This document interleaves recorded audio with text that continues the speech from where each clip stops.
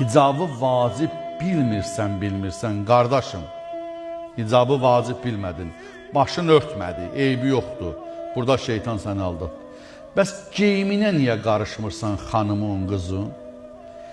Səni bilirsən harada aldadır evdə xanım və qız? Üzr istəyirəm, bunu biraz acı da olsa həqiqətdir.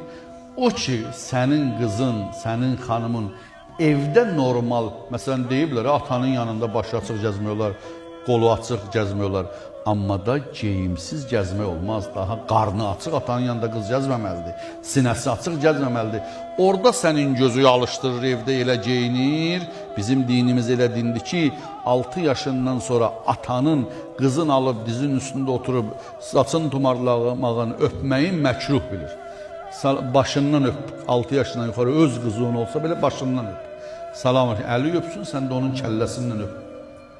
Öz qucağında, öz qızı oturdub öpməyi məkruh bilir bizim şəriətimiz.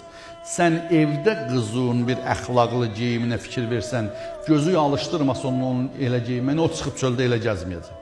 Səndən çəkinəcək, çöldə də elə gəzməyəcək. Bu günləri gənc qızlarımızın hamısı belə gəzirsə, evdə ailə formalaşdırır belə.